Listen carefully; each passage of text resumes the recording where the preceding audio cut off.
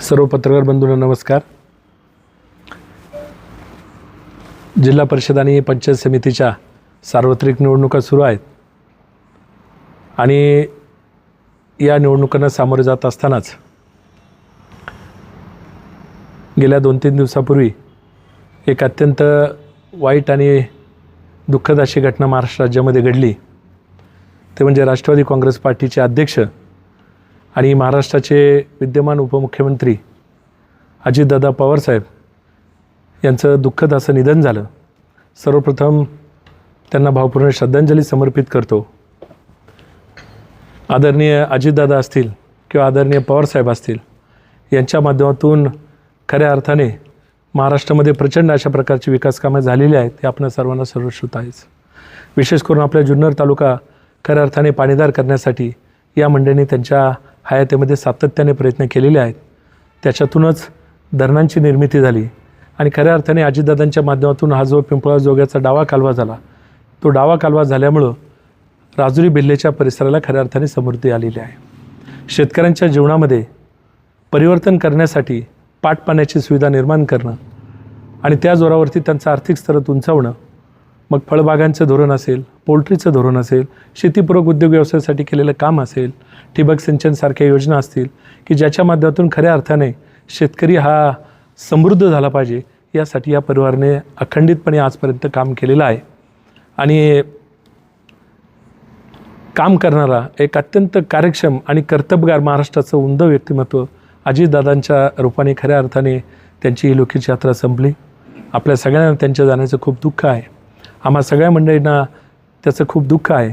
आणि खऱ्या अर्थाने ही बातमी जेव्हा समजली त्याच्या आदल्या रात्री दुपारी आपण सगळेजण माजी आमदार अतुल शेठ बेनके साहेब यांच्या इथं उपस्थित होता. तर त्या दिवशी रात्री त्या ठिकाणी आम्ही सगळेजण नियोजनाला बसलो होतो. अजितदादांची सभेच्या निमित्ताने जुन्नर तालुक्याला काही त्यांच्या सभा होणार होत्या आणि त्यापैकी एक सभा ही राजुरी गावामध्ये व्हावी अशी आमची राजुरीकरांची सगळ्या मंडळींची इच्छा होती. आम्ही सगळेजण त्या ठिकाणी गेलेलो होतो आणि खूप वर्षानंतर दादांची राजकीय सभा राजुरी गावामध्ये होईल यासाठी आम्ही प्रयत्नशील होतो. आणि त्या ठिकाणी अतुल शेठनी ठरवलं पण होतं की राजुरीमध्ये अजितदादांची सभा संपन्न होईल. आता राजुरीमध्ये आजपर्यंत खूप वेळा आदरणीय पवारसाहेब आलेले आहेत आणि दादासुद्धा खूप वेळा येऊन गेले. खऱ्या अर्थाने अजितदादांचे विचार लोकांना त्या ठिकाणी ऐकण्याची खूप इच्छा होती आणि रात्री ती सगळी मिटिंग करून सभा कुठे घ्यायची, सभेचं नियोजन कसं असलं पाहिजे, या सगळ्या गोष्टी आम्ही सगळ्यांनी ठरवल्या. आणि घरी आल्यानंतर आपण जर पाहिलं असेल की दुसऱ्या दिवशी सकाळी उठल्यानंतर लक्षात आलं की एक अशा प्रकारचा अपघात घडलेला आहे आणि थोड्याच वेळात वाईट बातमी आली की अजितदादांसारखा एक महाराष्ट्राचं करारी व्यक्तिमत्व त्याच्यामध्ये मृत्युमुखी पडलं. महाराष्ट्रातला प्रत्येक माणूस हळहळला, तो कुठलाही माणूस असू. प्रत्येकाला क्षणात जाणीव झाली की खऱ्या अर्थाने खंबीर काम करणारा, राज्याला दिशा देणारा आणि सर्वसामान्यांशी निगडीत त्यांच्या आयुष्य सुजलाम सुफलाम करण्यासाठी झटणारा एक कर्तबगार नेता काळाच्या पडद्याआड गेला. सगळ्यांच्या डोळ्यामध्ये अश्रू येणं स्वाभाविक होतं. आणि त्या दिवशी आपण पाहिलं की ज्यावेळेला शोकसभा झाली त्यावेळेला आमच्या सगळ्यांच्या डोळ्यामध्ये अश्रू तरळले होते. आता अश्रू का तरळणार नाही, कारण आपण रात्री ठरवून आलो आहे की दादा आपल्याकडे येणार आहेत, त्यांचे विचार सगळ्यांना ऐकायला मिळणार आहे. आणि दुसऱ्या दिवशी अशी परिस्थिती निर्माण झाली का ज्या ठिकाणी सभा घ्यायची त्याच ठिकाणी आपल्याला त्यांना श्रद्धांजली वाहिण्याची वेळ आली. शेवटी आपण सर्वसामान्य माणसं आहोत आणि सर्वसामान्य माणसं ही पाषाण हृदय नसतात. त्यांच्या मनामध्ये, त्यांच्या शरीरामध्ये हृदय असतं. आणि मग अशा प्रकारचे जेव्हा प्रसंग ओढवतात त्यावेळेला स्वाभाविकपणे आपल्या डोळ्यामध्ये अश्रू येतात आणि ते अश्रू आमच्या पण डोळ्यामध्ये त्या ठिकाणी आले. काल एक गोष्टी जी ह्या परिसरामध्ये घडली आणि त्याच्यामध्ये बोलताना काही लोकांनी सांगितलं की अजितदादांच्या दुःखद निधनानंतर काहींच्या डोळ्यामध्ये खोटे अश्रू आले. खोटे अश्रू होते का? खरे अश्रू होते. शेवटी जिल्हा परिषद निवडणुकीचा AB फॉर्म कोणी दिला होता? अजितदादांनी दिलेला होता. माणसाच्या मनामध्ये ह्या सगळ्या गोष्टी असतात. 2012 ते 2017 या काळामध्ये जिल्हा परिषद सदस्य म्हणून काम करताना माझ्या पत्नीने जिल्हा परिषदेने त्यांच्या नेतृत्वाखाली काम केलेलं होतं. त्यावेळेला सुद्धा तिला AB फॉर्म देणं आणि विजयानंतर योग्य त्या पद्धतीची जबाबदारी जिल्हा नियोजन समितीच्या माध्यमातून असेल किंवा इतर जे काही विकास कामांच्या रूपाने असेल ते करण्याचं काम त्यांनी केलेलं होतं. आणि म्हणून आम्हा सगळ्यांना त्यांच्या जाण्याचं खूप तीव्र दुःख आहे. ज्या मिनिटाला ही बातमी आम्हाला सगळ्यांना समजली त्याच मिनिटाला आम्ही सगळ्यांनी ठरवलं, आम्ही गाड्यांचे झेंडे काढले, आम्ही प्रचारचे सगळ्या गाड्या बंद केल्या आणि आता कुठल्याही या प्रकारचा प्रचार आपण करणार नाही असं आम्ही सगळ्यांनी ठरवलं. शेवटी एखाद्या कुटुंबामध्ये, राष्ट्रवादी हा कुटुंब आहे, परिवार आहे, आणि या कुटुंबाचा कुटुंब प्रमुखच जर त्या ठिकाणी गेला तर आपण त्या पुढची प्रक्रिया कशा पद्धतीने हाताळणार. आणि म्हणून आम्ही सगळ्यांनी त्या क्षणाला तो निर्णय घेतला आणि जे काही सगळं प्रचाराची सगळा गजबजाट चालू होता तो त्याच ठिकाणी आम्ही सगळ्यांनी थांबवला. बारामतीला पण आम्ही मंडळी त्या ठिकाणी गेलेलो होतो, स्पॉटवर पण गेलेलो होतो, आणि ज्या ठिकाणी अंत्यविधी होणार आहे त्या ठिकाणी सुद्धा आम्ही त्या ठिकाणी गेलो होतो. लाखोंचा जनसमुदाय तिथं जमलेला होता आणि प्रत्येकाच्या डोळ्यामध्ये अश्रू होते की खऱ्या अर्थाने आपली तळमळ असणारा आणि आपल्या प्रश्नांवरती भांडणारा आणि आपल्याला न्याय मिळवून देण्यासाठी अहोरात्र काम करणारा एक व्यक्ती आज आपल्यामध्ये राहिलेला नाही. बरं, आपण प्रसंग पण पाहिला, अत्यंत हृदयविदारक प्रसंग, की अजितदादांची ओळखसुद्धा कशामुळे झाली? घड्याळामुळे झाली. म्हणजे शेवटपर्यंत घड्याळ, आणि त्या विमानाच्या आजूबाजूला आपण पाहिलं तर मोठ्या प्रमाणावरती कागदं पडलेली होती. कागदं म्हणजे काय होते? लोकांनी दिलेले वेगवेगळ्या प्रकारचे अर्ज, विनंती अर्ज, बे असं याच्यावरती माझा हा प्रश्न सुटला पाहिजे. अहोरात्र काम करणारी ही मंडळी ज्यावेळेला असे अचानक त्यांची एक्झिट होते त्यावेळेला मनाला त्याची खूप बोचणी लागत असते, आणि तद्वती आम्हा सगळ्या मंडळींना लागली. आणि आम्हा सगळ्या मंडळींनी या शोकामध्ये बुडालेलं असतानाच काल मी पाहिलं की एक अशा प्रकारे चुकीचा काहीतरी स्टंट त्या ठिकाणी करण्यात आला, आणि तो चुकीचा स्टंट करून त्याच्यातून कुठंतरी उमेदवार आणि उमेदवारी संबंधित लोकांची बदनामी करण्याचा त्या ठिकाणी प्रयत्न करण्यात आला. मित्रांनो, मी एक गोष्ट तुम्हाला या निमित्ताने सांगू इच्छितो की काल जी तुम्ही गोष्टी पाहिली किंवा तुम्ही जी माहिती घेतली त्याच्यामध्ये एक्झिट पोलवर काम करण्यासाठी सर्वे करणारी एक कंपनी त्यांच्या पद्धतीने काम करत होती. आता सर्वे होत नाही का निवडणुकांमध्ये? आपण सगळेजण जाणतो खूप मोठ्या प्रमाणात सर्वे होतात. एक गोष्ट मी तुम्हाला सांगतो की ही निवडणूक डिक्लेअर होण्याच्या आधी आमच्या गावामध्ये आणि आमच्या परिसरामध्ये सुद्धा छापील कागदावरती उमेदवारांचं संभाव्य नाव टाकून घरोघर त्याचा सर्वे करण्यात आलेला होता. आमच्या सरपंचबाईंचे पती निलेश ढारोळे या ठिकाणी उपस्थित आहेत, आणि त्यांनी त्या सर्वे करणाऱ्यांना ते भेटले, आणि भेटल्यानंतर झाले तुमचं काय चाललं? त्याने सर्वे चालला आहे. कशाचा? मग त्यांनी सांगितलं तुमचं नाव काय, तुम्ही कुठल्या पक्षाची विचारधारा मानता, तुमचे नेते, आवडते नेते कोण? तर त्यांच्याबद्दल चालू होतं. तर हे स्वाभाविकपणे एक वाक्य त्यांना बोलून गेले की बाबा आमची गोपनीयता उघड करण्याचा तुम्हाला अधिकार नाही, तर तुम्ही हा काय सर्वे करू नका. आणि त्यांनी मला फोन केला की अशा पद्धतीने सर्वे करणारी मुलं इथं आलेली आहेत, आणि ते कुटुंबापर्यंत जातात, मोबाईल नंबर गोळा करतात, सर्वे करतात. मी त्या क्षणी त्यांना सांगितलं की सर्वे करणं तर उमेदवार त्याच्या पद्धतीने त्याची चाचपणी करतोय, त्याच्यात आपल्याला फारसं काही गैरवाटायचे कारण नाही. ठीक आहे, ते त्यांचं जनमत आजमावून पाहत असतील, त्यामुळं अशा छोट्या मोठ्या गोष्टीमध्ये आपण लक्ष नाही दिलं पाहिजे. ते करतात त्यांच्या पद्धतीने, त्यांना करू द्या.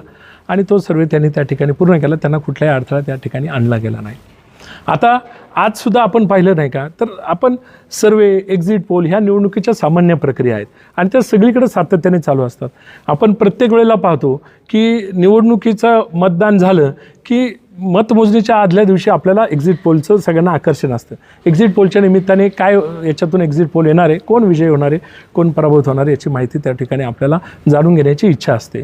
आणि तद्वत काल आपण त्या ठिकाणी पाहिलं की जी एक्झिट पोलवर काम करणारी एक एजन्सी आहे, मला नाव पण लक्षात नाही, ती त्या ठिकाणी मुलं त्यांची सर्वे करण्याचं काम करत होती. आणि त्या ठिकाणी आपण जर पाहिलं तर त्या मुलांना पकडल्यानंतर एक खूप मोठा त्या ठिकाणी त्याच्यामध्ये कालपासून आरोपांचं धुरळं उडवण्याचं काम चालू आहे. आता काय आरोप झाला की मोठ्या प्रमाणात पैसे वाटप झाले, एवढे झाले, तेवढे झाले, आणि काय.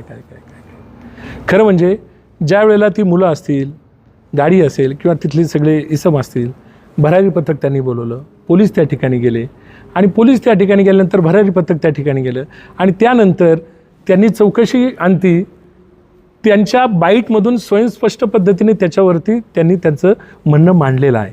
आणि काय म्हणणं मांडलेलं आहे त्यांनी की या गाडीमध्ये कुठल्याही प्रकारचं प्रचारचं साहित्य नव्हतं, या गाडीमध्ये कुठल्याही प्रकारचे पैसे नव्हते, या मुलांकडे सुद्धा कुठल्याही प्रकारचे पैसे नव्हते. हा जो मुख्य आरोप आणि एक फेक नेरेटिव्ह पसरवायचं जे काम चाललेलं आहे, चुकीचं काम चाललेलं आहे की पैसे वाटप चालू होतं, तर सगळ्यात महत्त्वाची गोष्ट की असं कुणी कुठल्याही प्रकारचे पैसे वाटप करत नव्हतं. चुकीच्या अफवा कृपा करून पसरू नका. निवडणुकींच्या काळामध्ये आपल्याला माहीत आहे की अफवांचा मोठा बाजार त्या ठिकाणी उडलावला जातो, चुकीच्या गोष्टी पसरवल्या जातात, फेक नेरेटिव्ह सेट केले जातात, आणि त्याच्या जोरावरती पुढच्या उमेदवारांना कशा पद्धतीने बदनाम करता येईल यासाठीची बरीचशी काही षडयंत्र त्या ठिकाणी रचली जातात. आपल्या माध्यमातून मी ही गोष्ट सगळ्यांच्या लक्षात आणून देतो की भरारी पथकाने आणि त्यांच्या सगळ्या चौकशी अंती त्यांनी स्पष्टपणे सांगितलेलं आहे की याच्यामध्ये कुठल्याही प्रकारचे पैशाचं वाटप सुरू नव्हतं. आता ते एक्झिट पोल करणारी जी सर्वे करणारी कंपनी होती तिने कुठल्या प्रकारचा सर्वे केला होता, काय केला होता, त्याच्याशी आमचा कुठल्याही प्रकारचा संबंध नाही.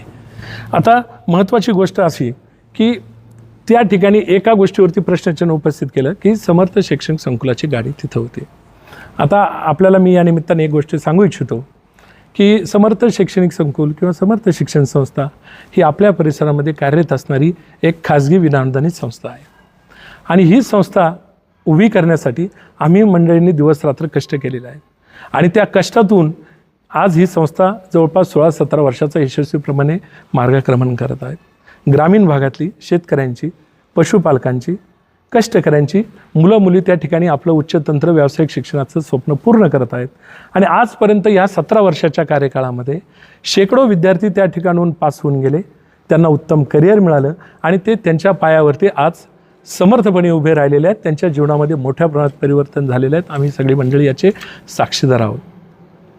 आणि म्हणून माझं एक म्हणणं आहे की निवडणुकीचे आरोप प्रत्यारोप ह्या गोष्टी होत राहतात, पण जी एक सार्वजनिक क्षेत्रामध्ये काम करणारी संस्था आहे तिच्या बाबतीमध्ये चुकीच्या गोष्टी आपण त्या ठिकाणी पसरू नका. आज आपण पाहिलं तर समर्थ शैक्षणिक संकुलाची गाडी होती का? होती. पण ड्रायव्हरने त्याच्या मुलाखतीमध्ये बाईटमध्ये स्पष्टपणे सांगितलेलं आहे की मी गाडी घेऊन घरी जेवायला चाललो होतो, माझ्या आईला डॉक्टरकडे न्यायचं होतं, मला या मुलांनी सांगितलं की आम्हाला इथं मारहाण झालेली आहे, आम्हाला गावामध्ये सोडा. मी त्यांना गावात सोडायला चालल्यानंतर गावाजवळ आल्यानंतर ही सगळी मंडळी तथाकथित त्या ठिकाणी एकवटली. आणि एकवटल्यानंतर यांनी त्या ठिकाणी भरारी पथक बोलो, यांना बोलो, त्यांना बोलून फार मोठ्या प्रमाणात पैशाचा महापूर आला आहे ते. आणि मी आपल्या माध्यमातून आपल्याला पण माझी नम्र विनंती आहे, काहींनी त्याच्यामध्ये बातमीमध्ये टायटल असं दिलं होतं की राजुरीमध्ये पैशाचा महापूर. आणि प्रत्यक्षात ज्या वेळेला संशोधन केलं, प्रामाणिकपणे सगळ्यांचा शोध भरारी पथकाने घेतला, तर असं निदर्शन झालं कोणाकडे एकही रुपया त्याच्यामध्ये नव्हता. त्यामुळे कृपा करून चुकीच्या अशा प्रकारच्या बातम्या विरोधी व्यक्तींनी पसरवल्या नाही पाहिजेत आणि त्यांनी त्या पसरवू नये अशा प्रकारची विनंती मी तुम्हाला त्यांना आपल्या माध्यमातून आज या ठिकाणी करत आहेत. खरं म्हणजे मी एक गोष्ट आपल्या निदर्शनास आणून देतो. सार्वजनिक जीवनामध्ये काम करणारे आम्ही मंडळी, माझ्या शेजारी इथं माझे चुलते बसले आहेत. गेली 25 वर्ष राजुरी गावच्या समाजकारणामध्ये त्यांनी काम केलेलं आहे, राजकारणामध्ये त्यांनी कार्यरत आहेत. राजुरी गावचे 2 वेळा सरपंच आणि आता उपसरपंच म्हणून ते त्या ठिकाणी काम पाहतात. समाजातल्या सर्व स्तरातल्या लोकांना बरोबर घेऊन जाणं, गावाच्या विकासासाठी सातत्याने झटणं आणि प्रगतीच्या दिशेने वाटचाल करणं हे त्यांच्या जीवनाचं मूळमंत्र राहिलेलं आहे. गावामध्ये अशी खूप कामं आहेत की जी त्यांनी मनापासून त्या ठिकाणी लक्ष घालून स्वतःचं योगदान देऊन उभी केलेले आहेत. खरं म्हणजे 25 वर्षामध्ये गाव आमचं साक्षीदार आहे. आमच्या गावाला खरं म्हणजे खूप मोठी, स्वर्गीय रामचंद्र पाटील नेहमी म्हणायचे की राजुरीला आई पांढरीची बैठक आहे.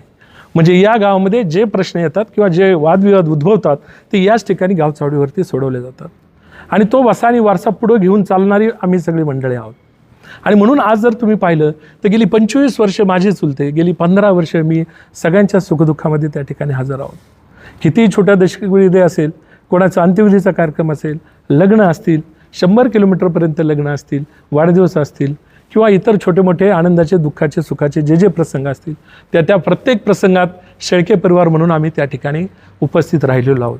समाजाची सामाजिक बांधिलकी म्हणून काम करणारे आम्ही सगळी मंडळी आहोत.